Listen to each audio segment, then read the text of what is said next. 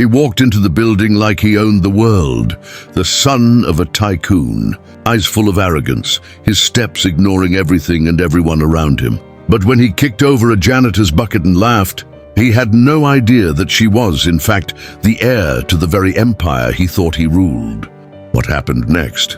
No one there could have imagined. If this story touches you, leave a like.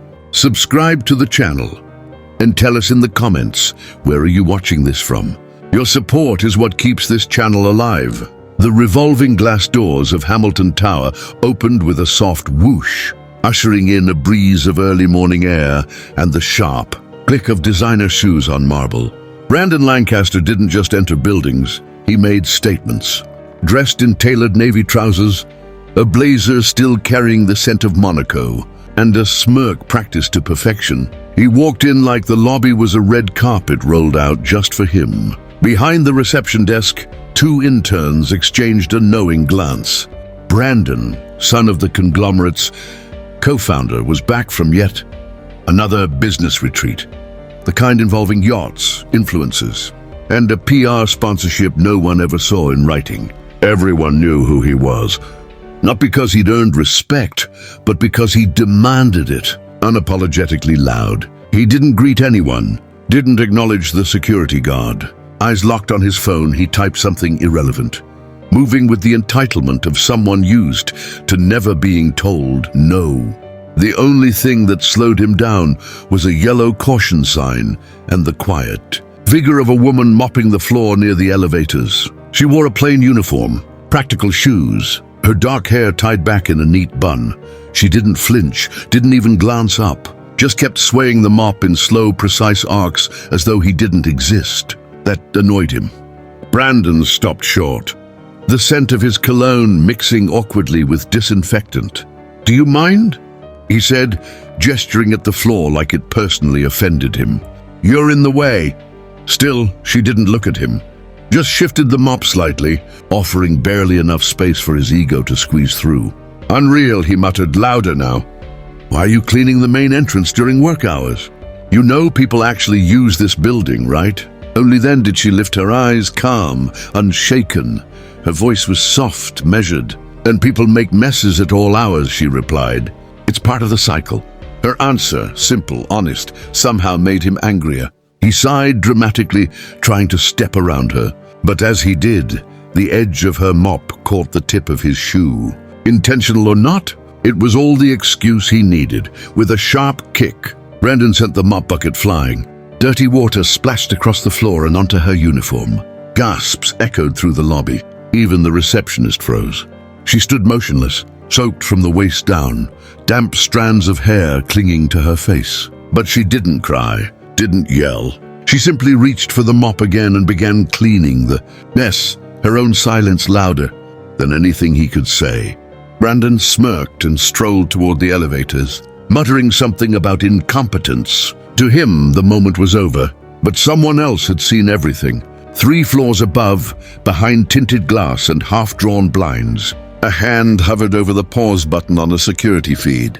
The high-resolution footage showed it all: his arrogance, her composure, and the cascade of dirty water soaking her uniform. The observer leaned closer, not surprised, just thoughtful. Down in the lobby, the woman finished her work. The floor sparkled. The air smelled of ammonia and restraint. And as she rolled her bucket away, she whispered to no one in particular, "Power wears many masks. The loudest one is rarely the strongest." She didn't look back. Upstairs, someone wrote her words down. Brandon Lancaster had never been taught to wait. Not for elevators, not for people, and certainly not for consequences. Born into a world where his last name opened every door, he walked through life like a velvet hammer, destructive but dressed in luxury. He was used to the world adjusting to him. So when the elevator delayed, and the janitor still lingered by the marble tiles, his irritation grew not from urgency, but from a bruised sense of control. His morning had already been a disaster. The car was late, his espresso was cold, and now this woman dared to disrupt his perfect narrative. He turned to her again. "Seriously? This isn't your supply closet. It's the main entrance," he snapped. His voice rose, drawing attention from staff and early arrivals. "You think we install floor-to-ceiling windows so guests can watch? Someone mop up footprints?" She didn't respond, just kept working, eyes on the floor, like she'd danced this dance before. Her silence made him feel invisible, unacceptable for someone like Brandon. He stepped forward, lowered his voice and hissed, "Look at me when I'm talking to you." She did, slowly, her gaze didn't waver. There was no fear in her eyes, no shame, only something ancient. Something still, something unshakable. That was the final straw. He kicked the bucket again. It crashed. Water sloshed everywhere, staining her clothes, soaking her sleeves. The mop clattered to the floor. The room fell silent. Brandon didn't blink. He adjusted his blazer and muttered, "Guess you missed a spot." She didn't react right away. For a moment, she just stood there, dripping still. Then, with quiet dignity, she picked up the mop and resumed her work. Behind the desk, an intern whispered, "She's soaked." Another muttered, "I'd slap him." But she didn't. She just kept cleaning, graceful, unwavering. Brandon, bored now, turned back to the elevator. Still closed. He sighed, then pivoted away, his wet footprints smudging the marble. But someone stepped in front of him, Mr. Carter, the building's elderly doorman, stood holding a clipboard and a stare that had no fear left in it. "That wasn't necessary," he said quietly. Brandon raised an eyebrow. "Excuse me? You heard me?" Brandon chuckled bitterly. "Are you lecturing me now? Do you even know who I am?" Carter looked past him to the woman, then back. "The real question is, do you?" The elevator chimed. Brandon didn't reply. He stormed in, jabbing the top floor button like it had personally offended him. Just before the doors closed, he caught one last glimpse of the woman still mopping, still quiet, still composed. But on the top floor, another conversation was happening. In a sleek boardroom, a man in a charcoal suit rewound the footage again. Pause, play, slow motion, every detail captured. Brandon's smirk, her stillness, the splash. Beside him, a woman sipped black coffee, calm as ever. "I warned you," she said. "Still want to go through with today's announcement?" The man asked. She nodded, more than ever. "He really doesn't know who you are," she smiled. "Not yet?" He leaned back. "Then he's about to find out." Back in the lobby, the woman rolled her bucket toward the service hallway. Before disappearing, she paused, looked back once, and said softly to the empty air, "Everything that begins in arrogance ends with a lesson." Then she vanished, and somewhere deep in the system, that footage wasn't marked for deletion. It was saved for the board meeting at noon. Far above the chaos of the marble-floored lobby, past a wall of mirrored glass no one ever dared to look through, the executive level of Hamilton Tower moved to a different rhythm. It was quiet, not the silence of absence, but the kind born from power. A silence that listened, calculated, waited. Tucked in the northeast wing, between the founder's private study and the boardroom, was a room few even knew existed. It had no nameplate, no windows, just a biometric panel that glowed green for only a handful of fingerprints. Inside, the lights were dim. Monitors lined the walls, casting a faint blue glow across a room that had no art, no distractions, just a single console and two leather chairs. One of them was empty. The other held a woman sitting in perfect stillness. Her posture poised, fingers steepled just below her chin. She was watching the footage, again and again. The timestamp read, 7:43 a.m. There was Brandon swaggering through the lobby, like he owned the skyline, ignoring staff, radiating entitlement. Then came the moment, the caution sign, the mop, the splash, the aftermath. Her face didn't change, no jaw clench, no furrowed brow, but in her eyes something flickered, a spark of recognition, not just at what she saw, but at what it confirmed. She rewound. Then 42, slower. She paused on the woman's face. Soaked uniform, hair stuck to her cheek.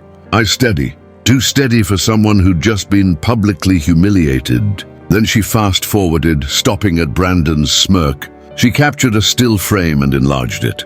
There it was, entitlement frozen in time. She tapped a key. A hidden drawer opened beside her, revealing a slim black notebook. She flipped to a page labeled in neat.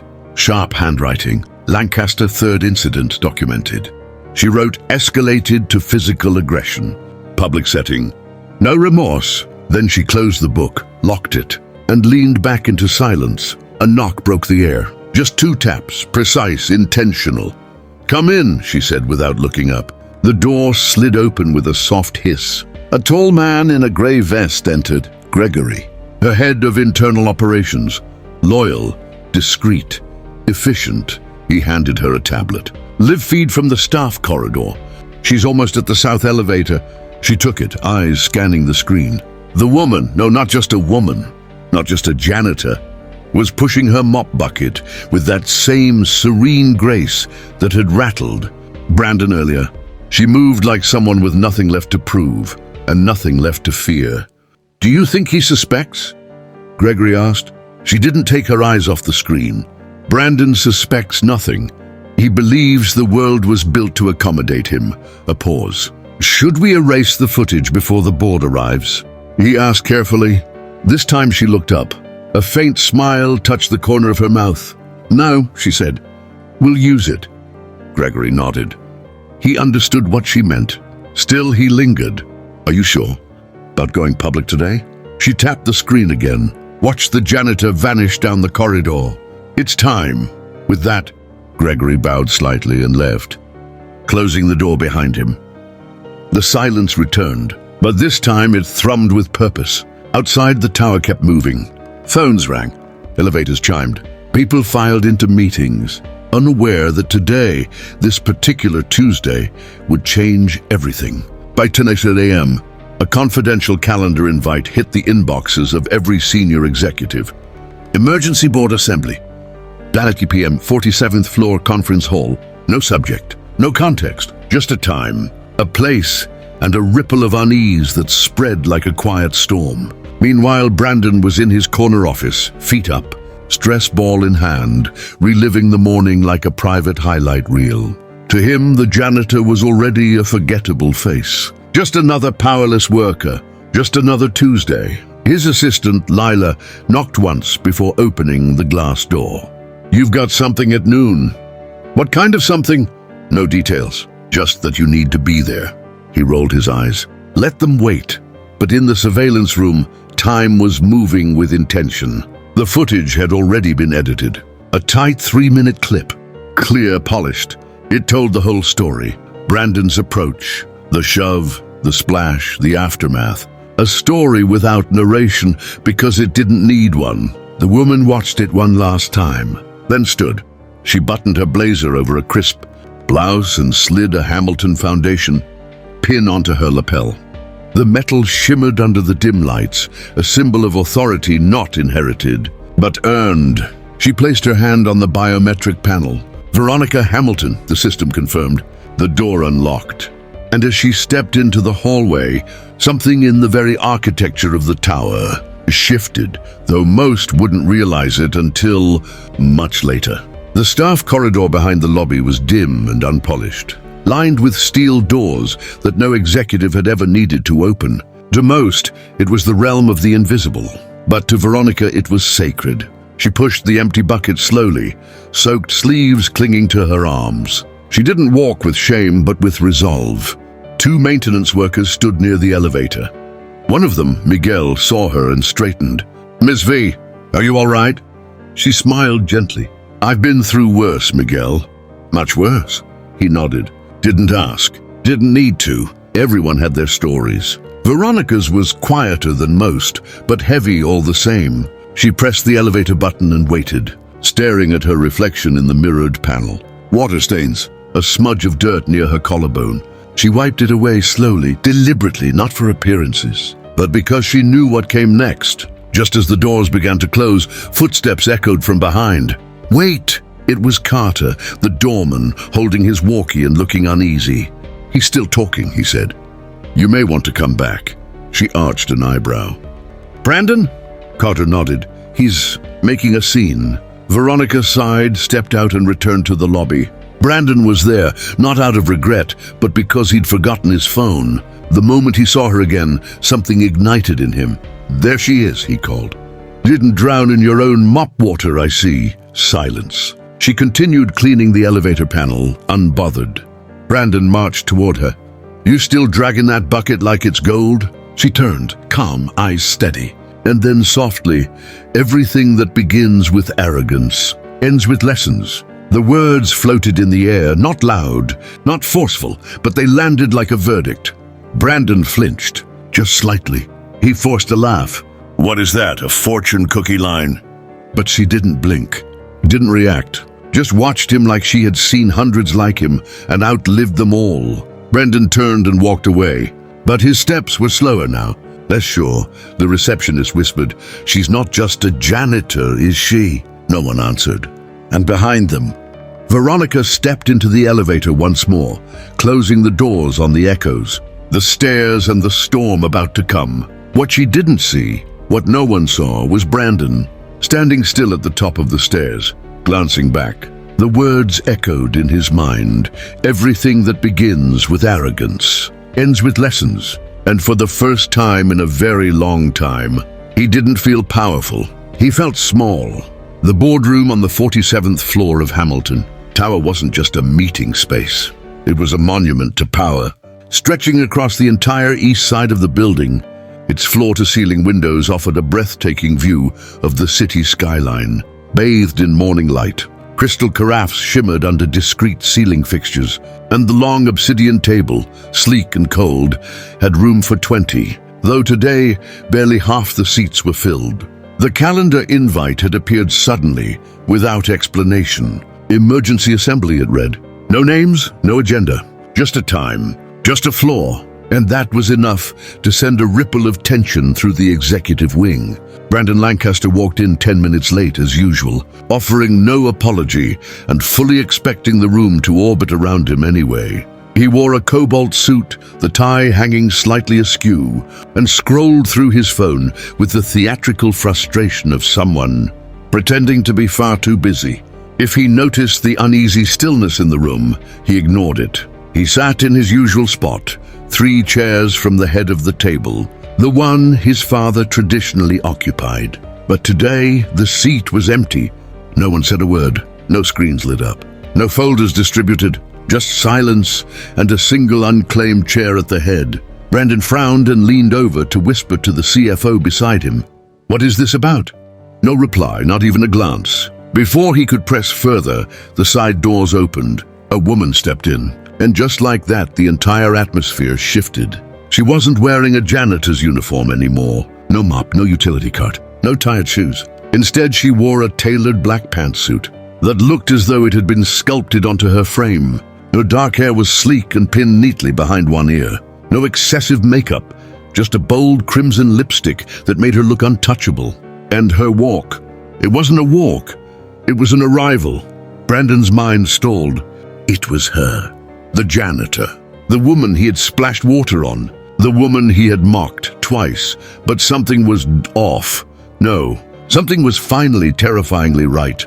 She wasn't staff. She was walking straight toward the head of the table, and no one was stopping her.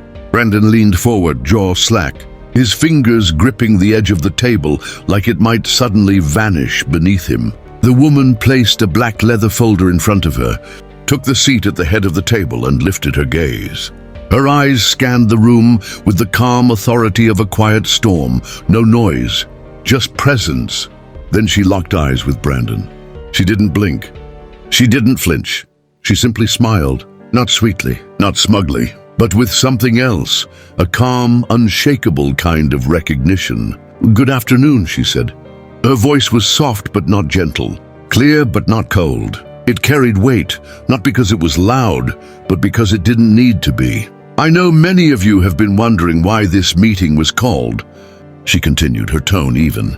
"Thank you for your patience. What I'm about to share will redefine this company's leadership and the standards to which we hold those who claim to lead." Brandon opened his mouth to interrupt, but she lifted a hand, not sharply, not aggressively, and somehow he stopped. She pulled a remote from her folder and clicked. The lights dimmed. A video filled the wall-sized screen behind her. Brandon froze. It was him, that morning, walking into the building, rolling his eyes at the receptionist, ignoring greetings, smirking. Then came the janitor, the mop, the bucket, the kick, the splash, the silence, the smirk.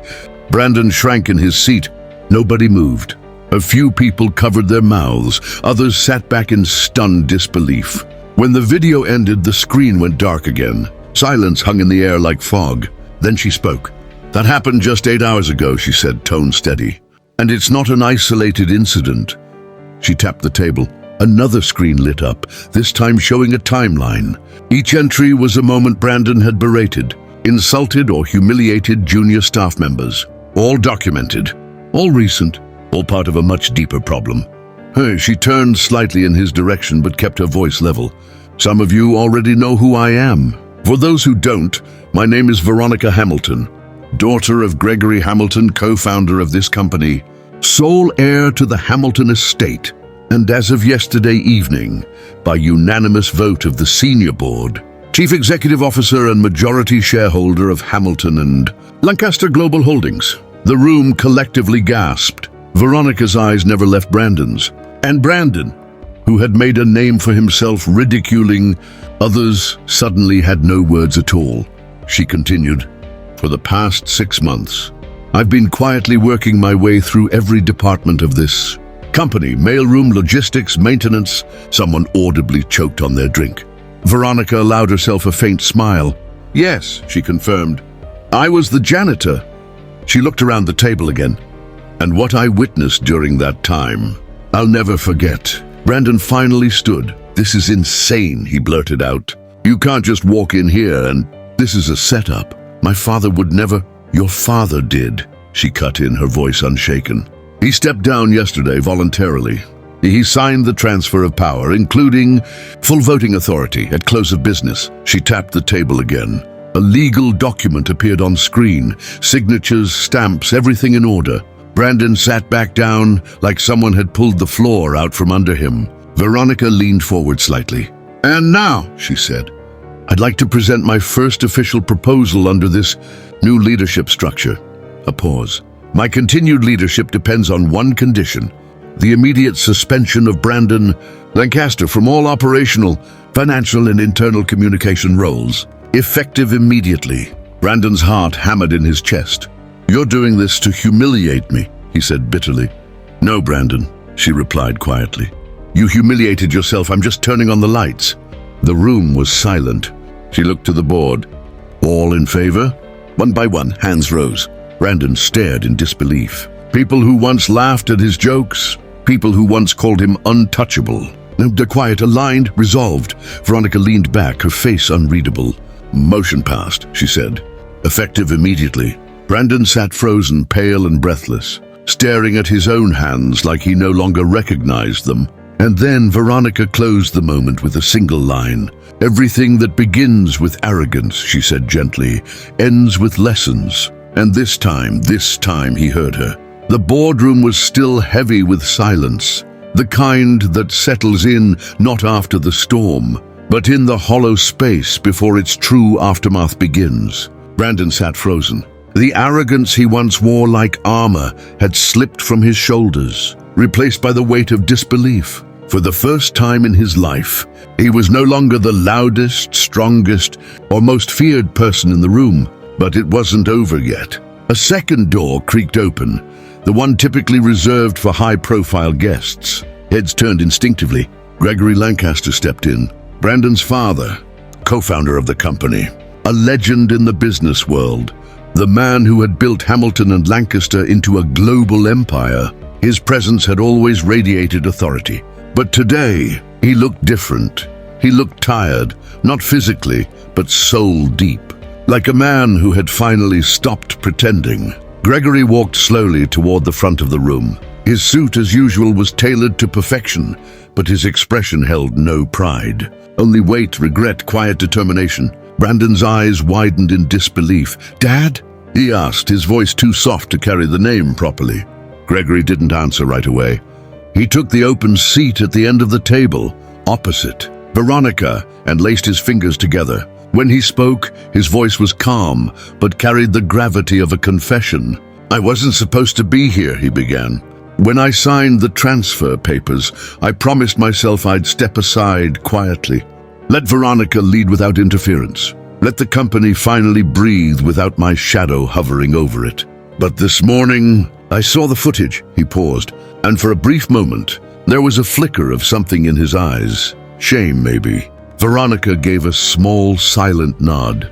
Permission. Gregory turned to face the board. His voice sharpened. "You all know me. You've watched me build this company brick by brick. You've seen the hours, the pressure, the relentless ambition. But there's something you haven't seen, or rather, something I never allowed myself to show." He turned to Brandon now. "I am the man who raised a son who thinks he's above consequence." Brandon flinched. "Dad, what are you—" "Don't interrupt me," Gregory cut in. Not loud, not angry, just final.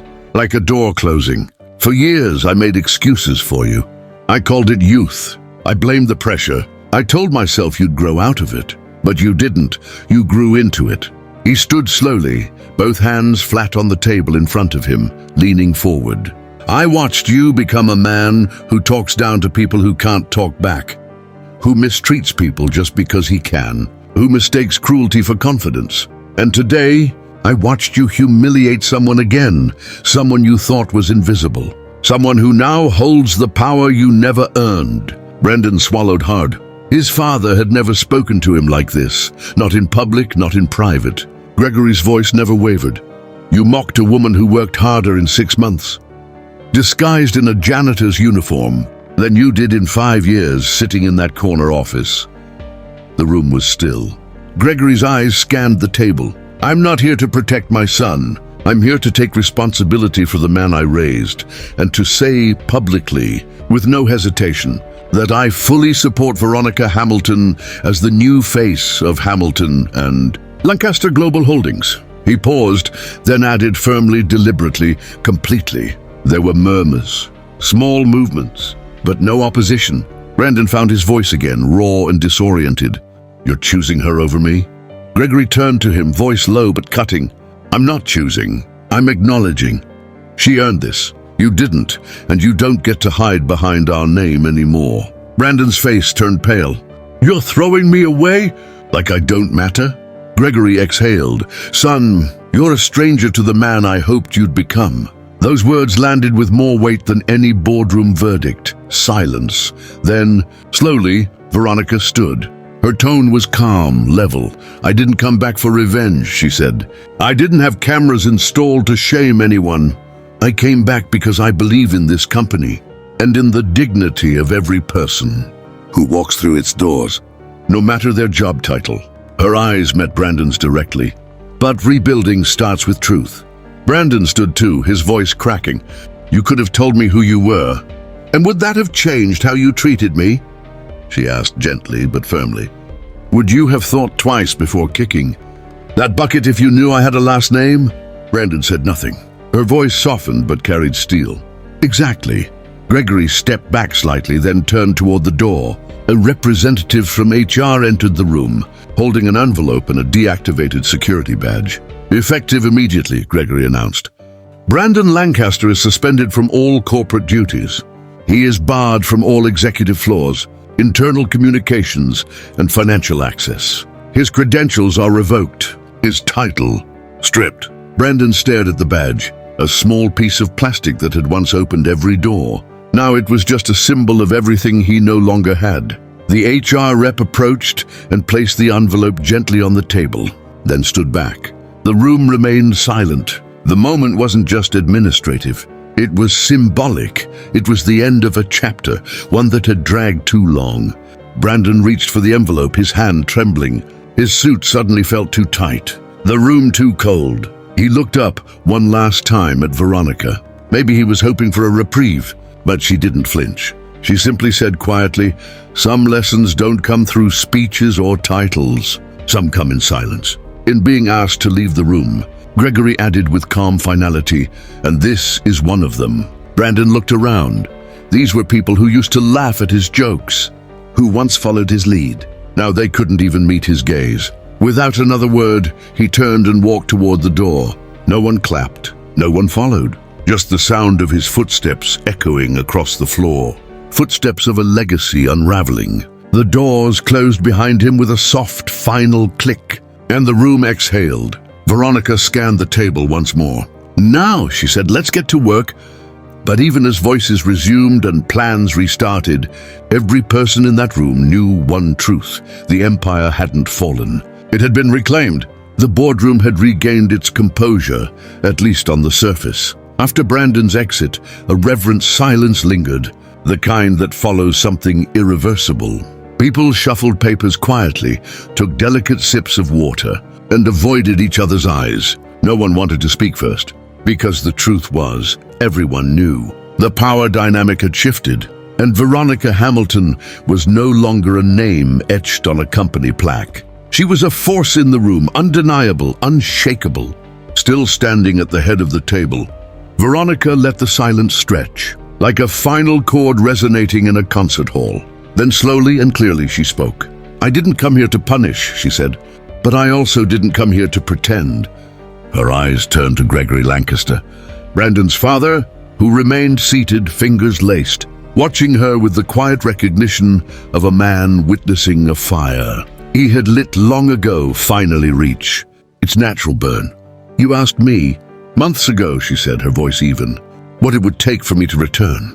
Not just in name, but in heart. To reinvest, to lead, to bring this company back to life." Gregory nodded solemnly. "I did." Veronica placed her palms gently on the table and leaned forward, not aggressively, but with unshakable resolve. "And I told you I needed time to see the company from the inside, from the places no one talks about.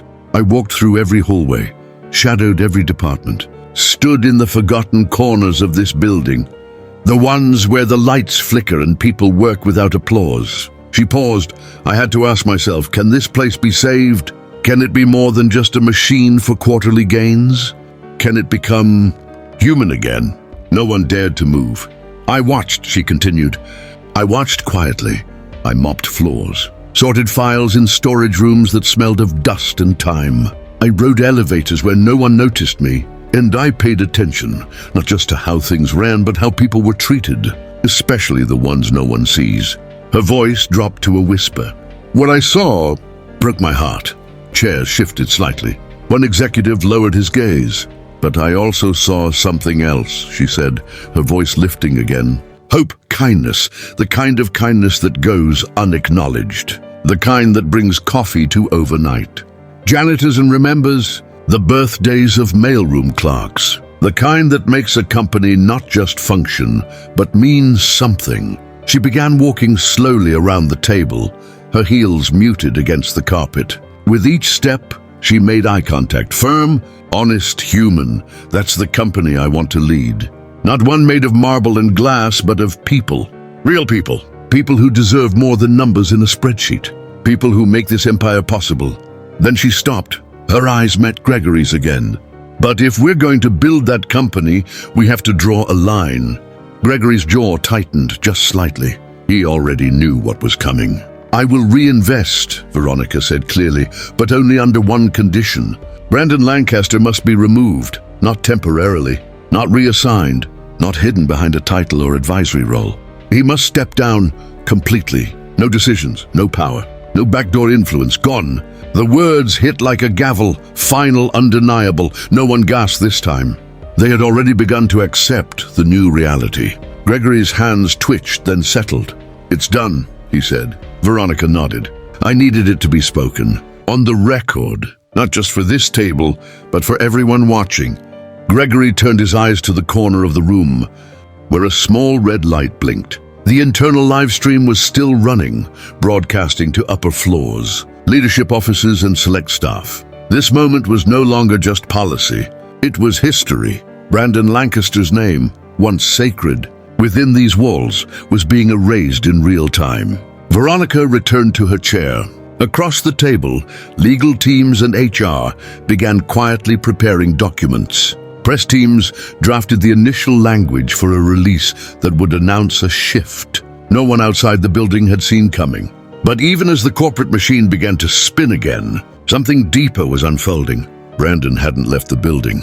He stood in the hallway outside the boardroom, still as stone, listening through the narrow opening of the door. He hadn't come back out of defiance. He came back because he couldn't believe it was real.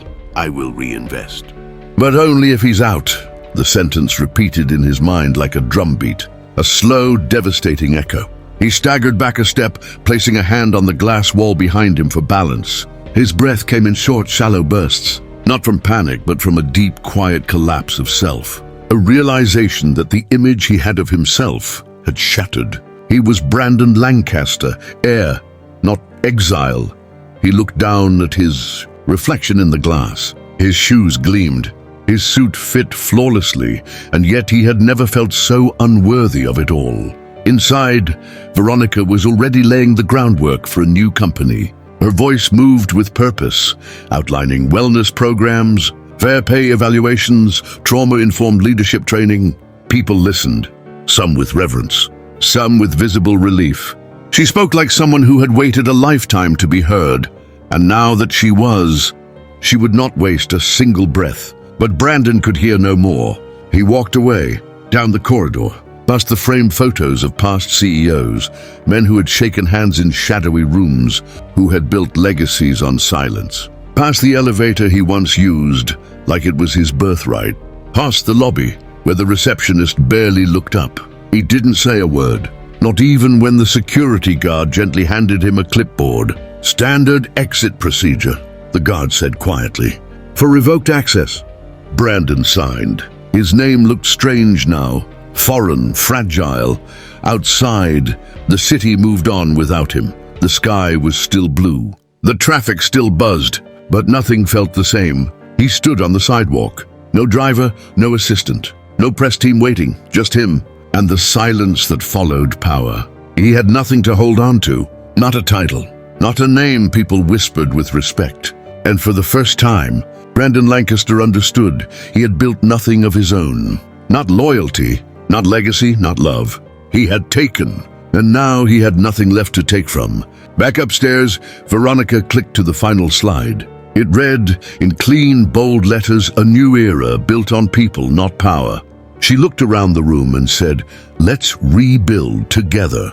Then she stepped out into the hallway. She passed the glass wall where Brandon had been standing only moments ago. She didn't turn, didn't pause. She didn't need to. Her sentence had already been delivered, and it had changed everything. The glass doors of Hamilton Tower closed behind Brandon Lancaster with a sound he had never truly registered before, until now. It wasn't just the hushed thud of sealed glass and air pressure. It was the sound of exile, the sound of a world that no longer wanted him inside. He stood on the granite steps, staring out at the city, but seeing none of it. Cars passed, horns echoed. A delivery man rushed by. A woman laughed loudly on her phone near the fountain. Life moved on, but Brandon didn't. His hands hung by his sides, weightless and useless. His phone buzzed in his pocket twice, then 3 times, but he didn't reach for it.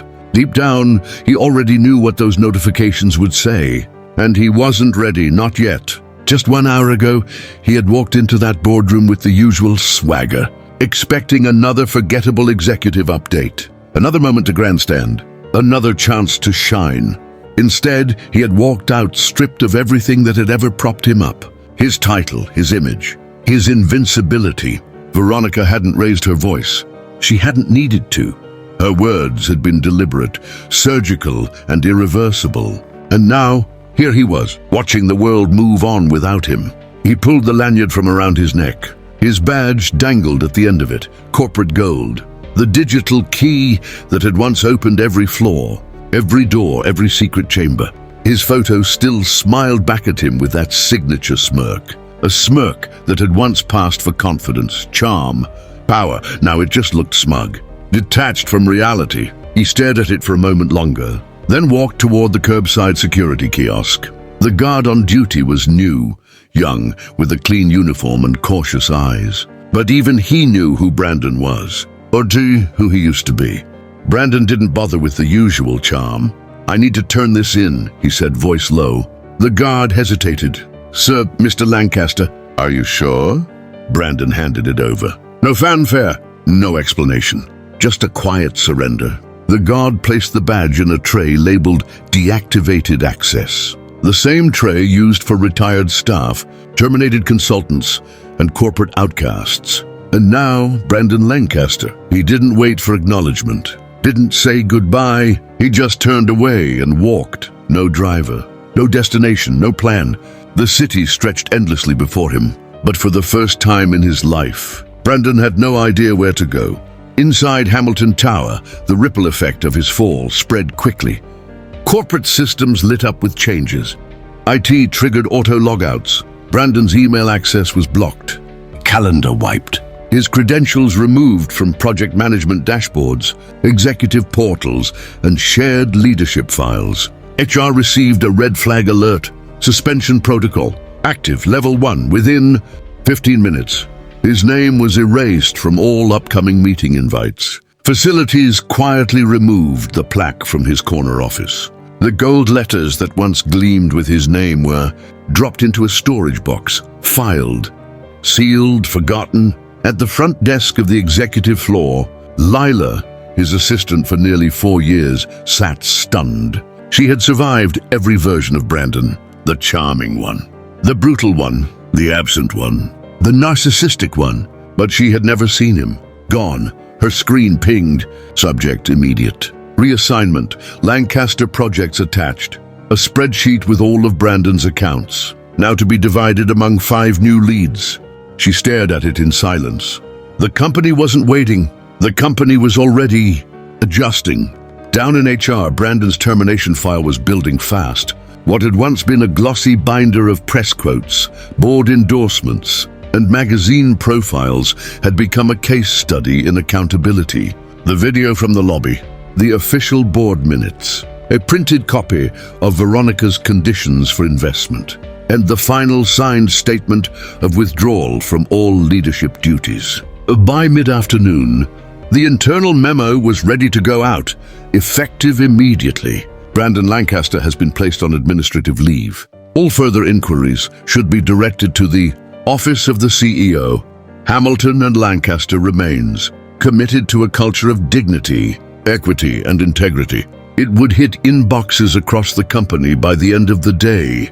Brandon's office? Locked, dark, empty, except for one framed quote sitting perfectly. Centered on his desk, power isn't given, it's taken. But now, it felt more like a warning than a mantra.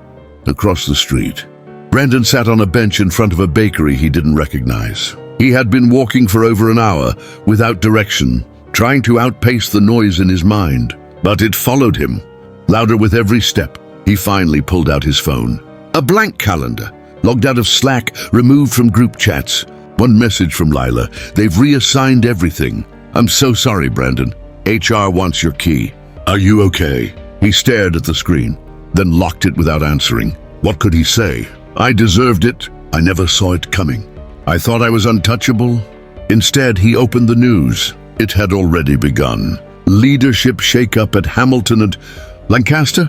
Anonymous source confirms. Executive suspension. His name wasn't in the headline yet, but it would be.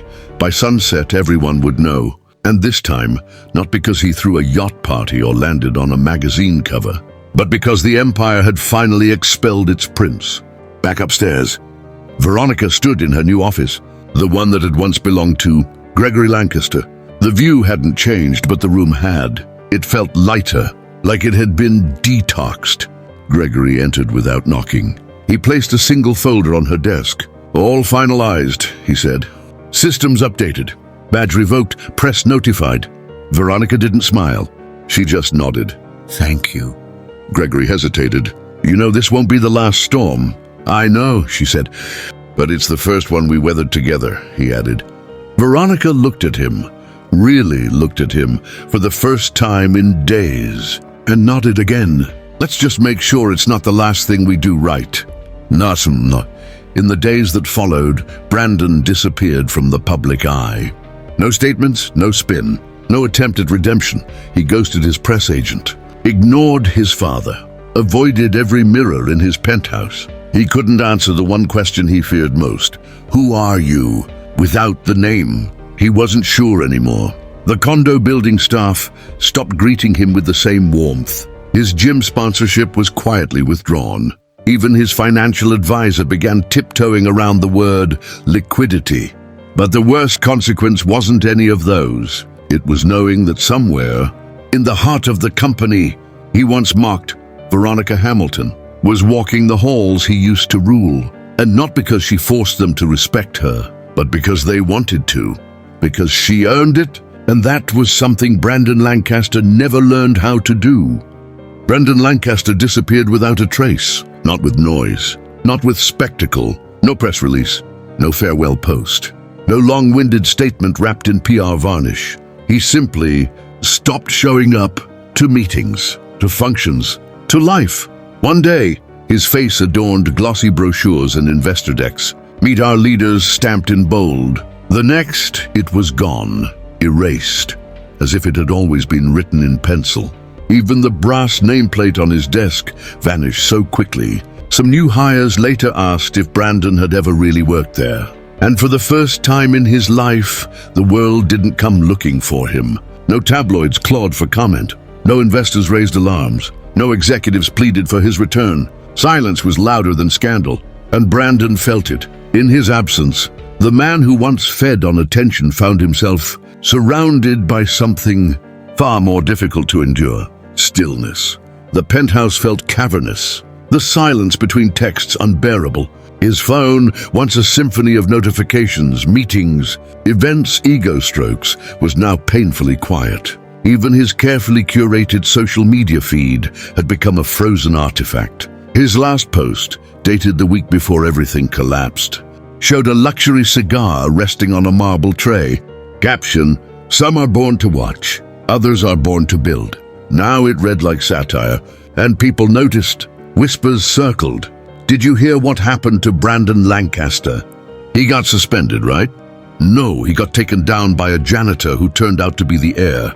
Some didn't believe it. Others called it poetic justice. But no one denied it anymore. Brandon was gone. And Hamilton and Lancaster? It was waking up. In the weeks after Brandon's quiet exit, the company didn't just shift. It breathed, as if someone had opened the windows after decades of artificial air. Receptionists stood a little taller. Entry-level employees looked management in the eye.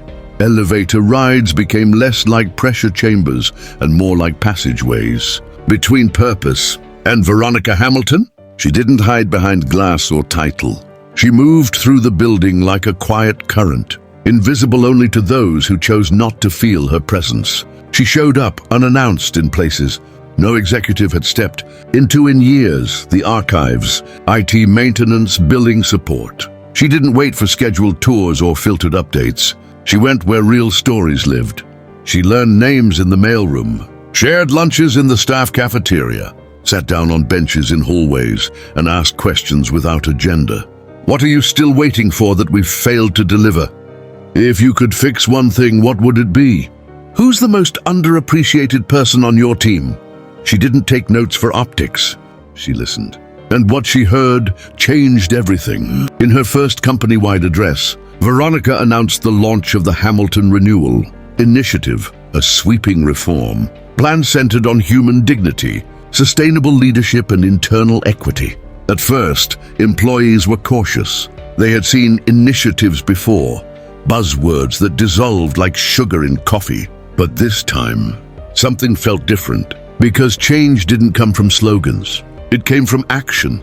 Within 2 weeks, every single employee, regardless of department or rank, received a handwritten note from Veronica, thanking them for their role in sustaining the company during what she called our season of reckoning.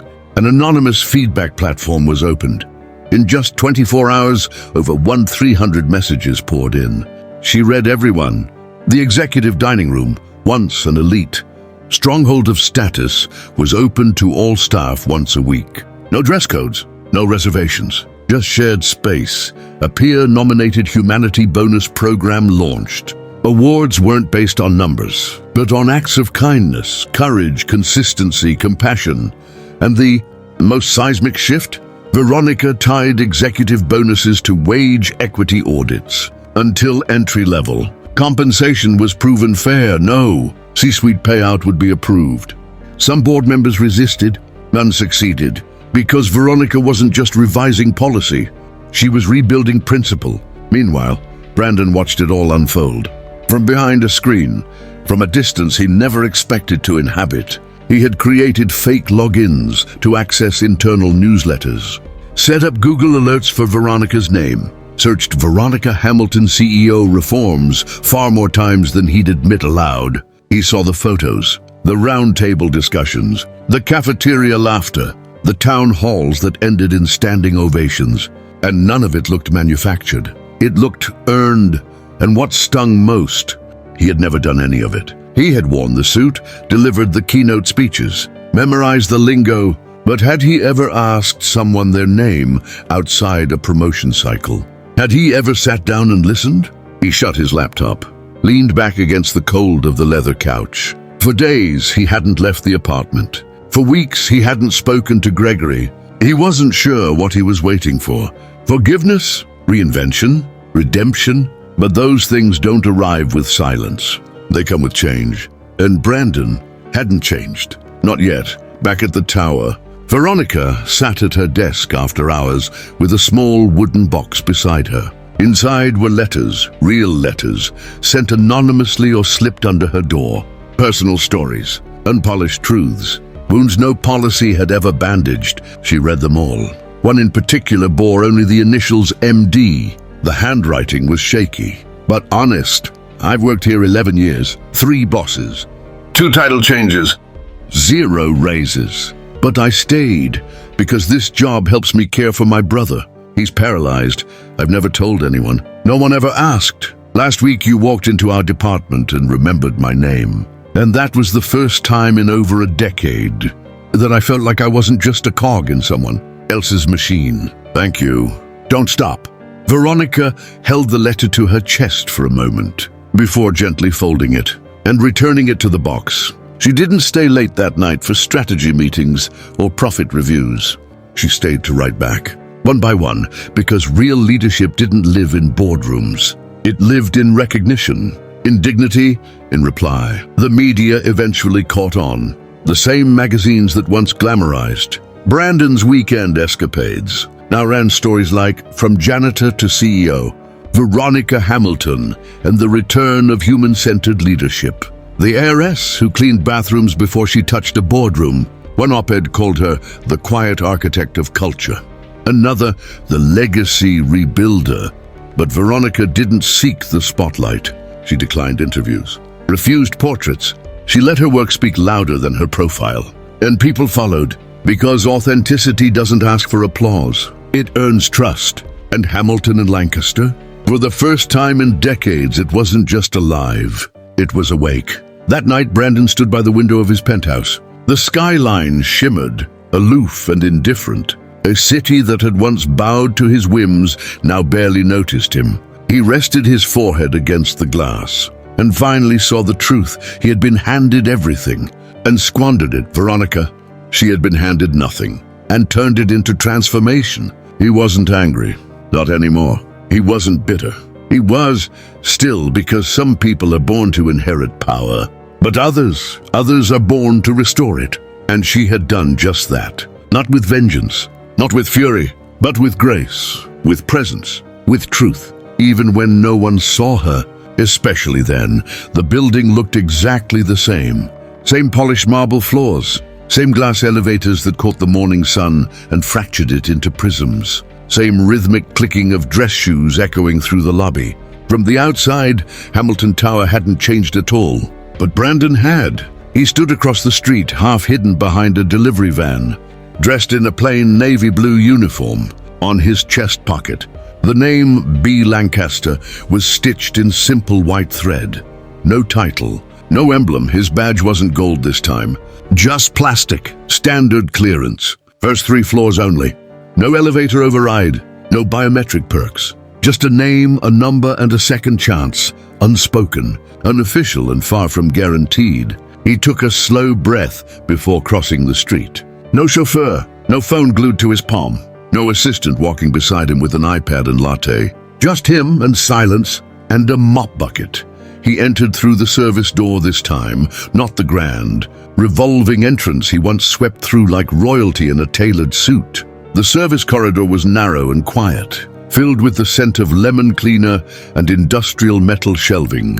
No greetings, no nods of recognition, and that was exactly how he wanted it. His new base was the janitor's closet, small but tidy.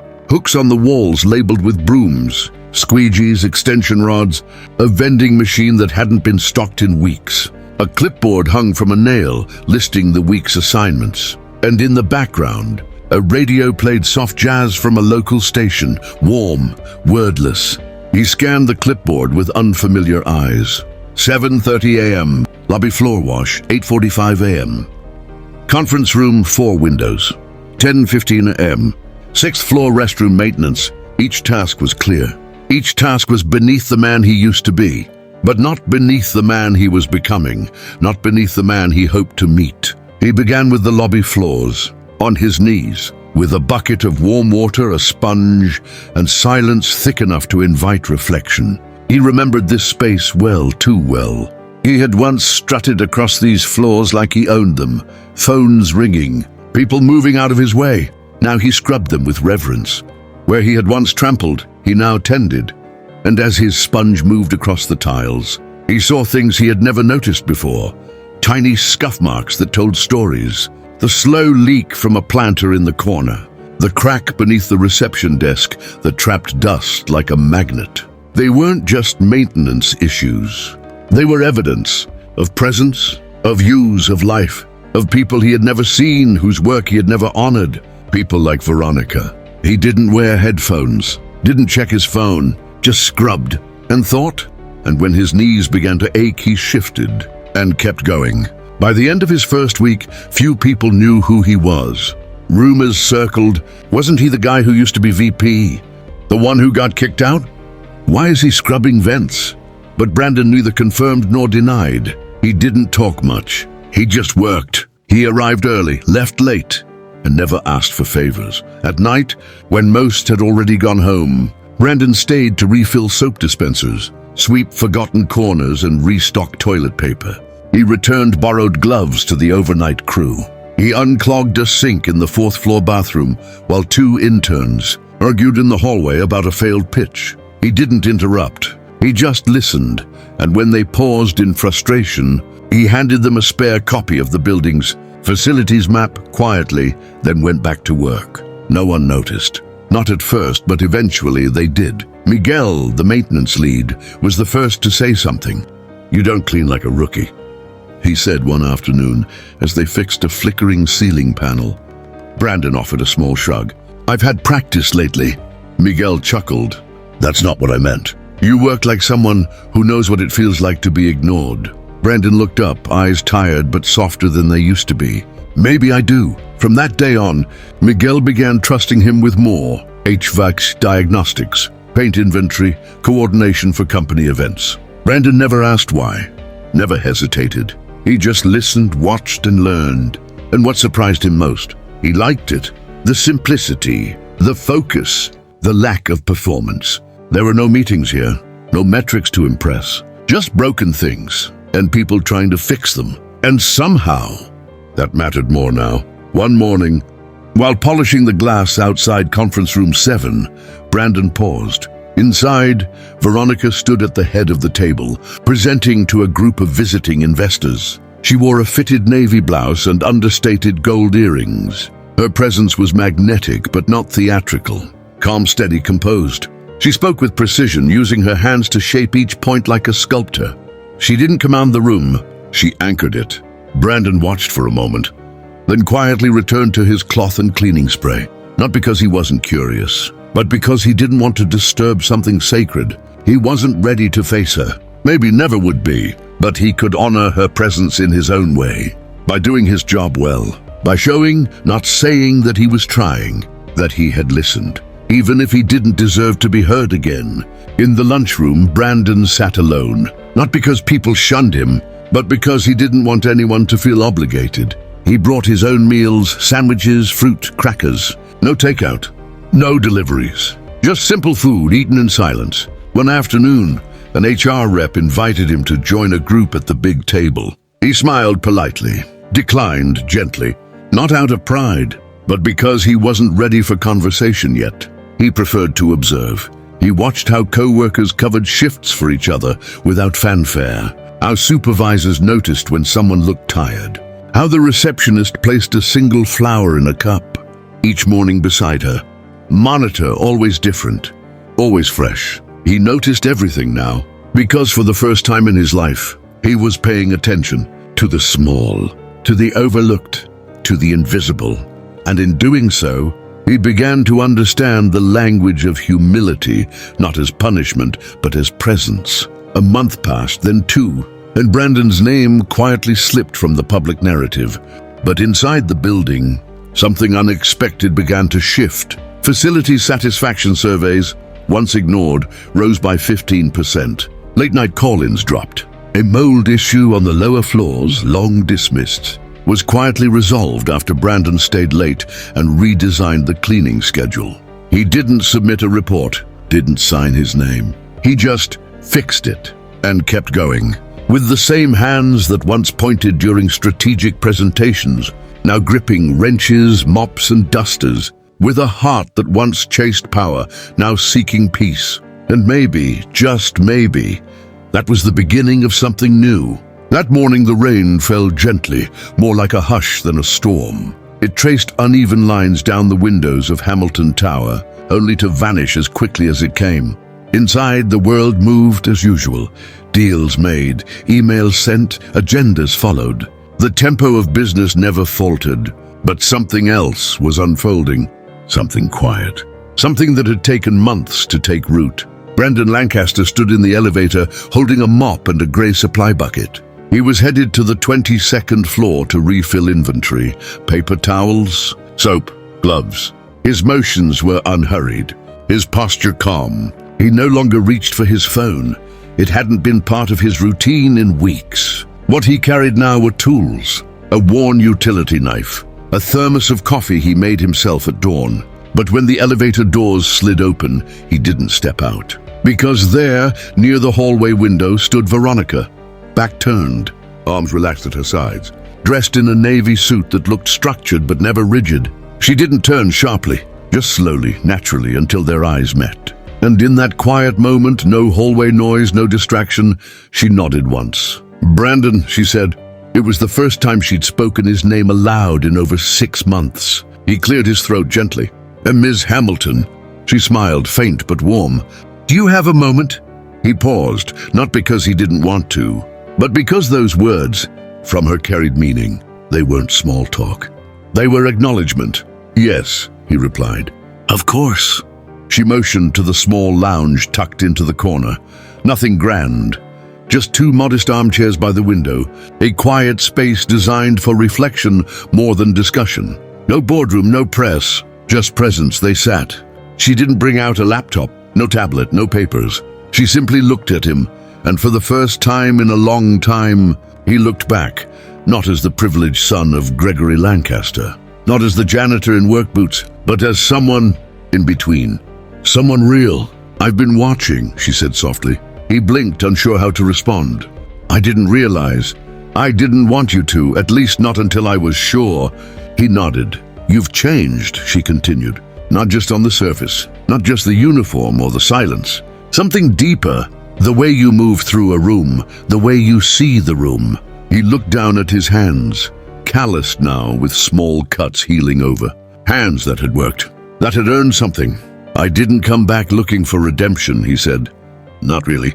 At first, I just had nowhere else to go. I figured mopping floors was the last thing I was allowed to do. But then, the building started to feel different. The people, the rhythm, even the walls." He hesitated. "I started seeing myself differently."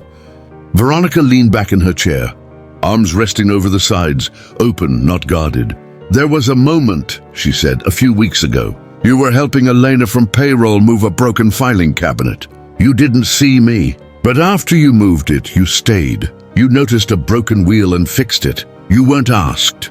You didn't rush. You just stayed." Brandon remembered, sort of. It hadn't seemed like anything at the time. But I remember, she added, because that's when I knew you weren't just working here. You were learning here. They both fell quiet for a moment. It wasn't uncomfortable. It was respectful. Stillness was finally allowed between them, not out of tension, but because it was true. I asked you to sit with me today, she said, because I want to invite you back. Brandon's eyes lifted. To what? To the table, she said, but not as an executive, not as a Lancaster, as someone who understands what this building feels like at 5 a.m., as someone who knows the difference between performing leadership and living it.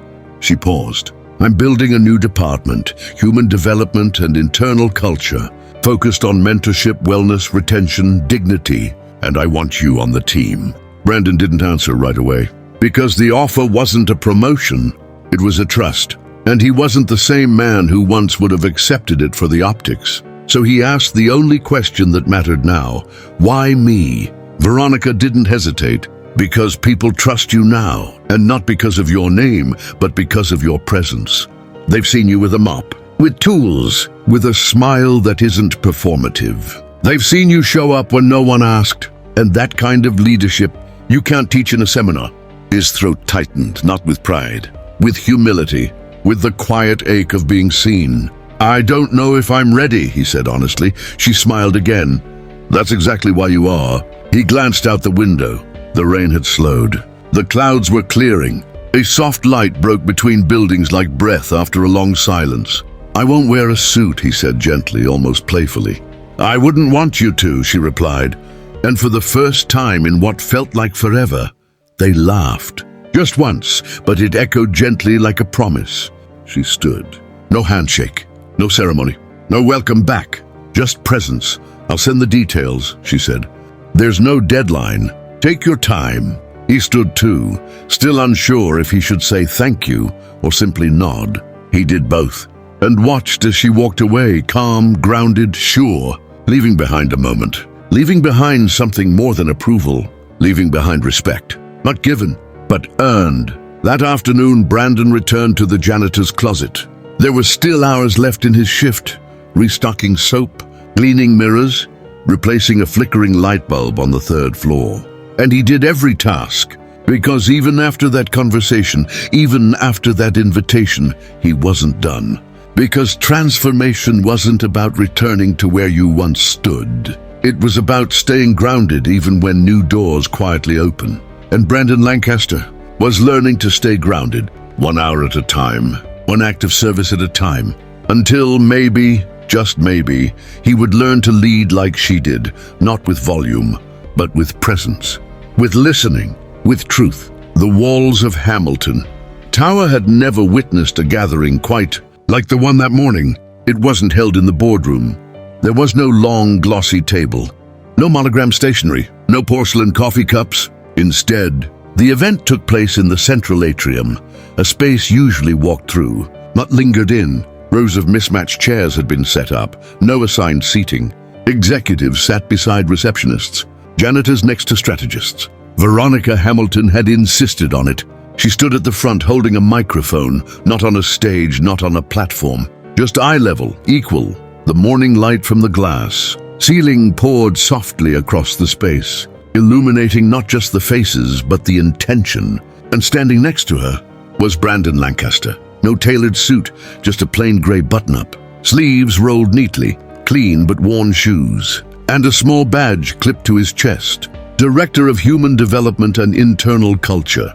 It wasn't a title he had requested, but it was one he had earned, quietly, gradually, and without announcement. Veronica cleared her throat gently and began. We often assume leadership means being seen, she said. But in this new chapter, we believe leadership begins by seeing others. She turned and handed Brandon the microphone. The room hushed, not because he demanded it, but because they were listening, truly listening. Brandon looked at the microphone. Then the people, faces he once ignored, now faces he could not forget. Hi, he said almost sheepishly. I'm Brandon. A ripple of warm laughter filled the space. He continued. I used to think leadership was about status, confidence, control. But over the last few months, I've learned something I probably should have known from the beginning. Real leadership starts when you stop performing and start listening. He glanced down for a second, then lifted his gaze again. I've walked these halls as someone invisible, and let me tell you, it's the best education I've ever had. He took a slow step forward. And so today, I want to share what this department will stand for. Not performance, not policy, but presence, dignity, listening, a breath. We'll be launching monthly open forums. No agenda, no hierarchy, just stories, shared in cafeterias, corridors, even the janitor's closet if necessary. Because change doesn't need a podium. It needs a place. He paused, looked out across the room. At my lowest, I thought silence was punishment.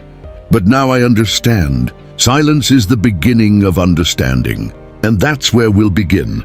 Stillness followed. Then a single voice from the back. Miguel, with a slow nod, arms crossed. About damn time. The laughter this time was bigger. Real. Then came the applause. Not thunderous, not showy, just true. And for the first time, Brandon smiled.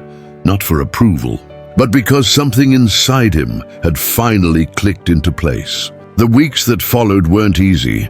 Real change never is. But something had shifted. Brandon didn't lead with policy. He led with presence. The janitorial staff received new uniforms, chosen by them. The supply budget, once slashed for PR efforts, was restored. Birthday celebrations were rebalanced, every employee honored, from interns to the C-suite. A new initiative was launched, Walk With Me. Once a month, department heads would shadow employees outside their field. No notebooks, no cameras, just side-by-side conversation. Brandon was the first to sign up. He sorted mail, refilled water coolers, delivered packages through service elevators, listened to the stories of overnight workers and cafeteria staff. And when someone offered him special treatment, he declined. He didn't want his past status back. He wanted presence. One afternoon, a quiet IT analyst named Priya approached him in the hallway. You probably don't remember me, she said softly. Brandon smiled gently. I remember your name. She blushed. Back then, I used to avoid the lobby when I saw you coming in. You didn't do anything cruel. You just felt untouchable. He nodded. I was. But now you nod back. That was all she said. That was all she needed to say. Veronica, observing from a distance, saw what she had hoped for. Not perfection, but transformation. Because redemption isn't loud. It's consistent. It's earned. And Brandon wasn't looking to return to power. He was choosing to remain present in service. That's when she knew he wasn't recovering his name. He was redefining it. 3 months later, Brandon sat alone on the rooftop of Hamilton Tower, the same spot where he once escaped pressure and now returned for reflection. The skyline shimmered under golden dusk. In his hands, a notebook, a pen. Inside it, fragments of ideas for the next open forum. Employee stories, anonymous questions, a list of names he wanted to personally thank. He didn't hear the footsteps right away. I figured you'd be up here, Veronica said, sitting beside him. He smiled without looking up. Still a creature of habit. Still thinking too much? He handed her his thermos, trying to think less, listen more. She took it without hesitation. They sat for a while, the city humming beneath them. You've done good work, she said finally. I'm just beginning, he replied. That's why it's working. He turned to her. The city light danced in her eyes. And for a second, they were no longer heir and outcast. They were just people, bound by choice, scarred by growth, connected by the quiet work of repair. If you could tell your past self one thing, Veronica asked, what would it be? Brandon thought for a long moment, then answered softly, you're not the center, and that's the best news of your life. Veronica smiled, a full, knowing smile, then stood and extended her hand. Come on, she said. We've got more work to do. He stood, no hesitation, no weight, no mask, and as they walked back into the building, shoulder to shoulder, it wasn't about redemption anymore. It was about responsibility, about people, about dignity, and about building a world where no one needed to shout to be seen, because Brandon had finally learned the most powerful kind of leadership is the kind that lifts others quietly. Brandon lost everything he once believed defined him, the badge, the title, the privileges. But it was in the silence, on the wet floors of the hallway, that he finally learned how to see and how to listen. Because in the end, true leadership doesn't begin with a voice. It begins with listening. And maybe deep down, this story is also about us. If this story moved you, leave a like, subscribe to the channel, and tell us in the comments, where are you listening from? Your support is what keeps this channel alive and helps us continue sharing stories like this one. Stories that remind us that every kind of power born from ego can be transformed into purpose.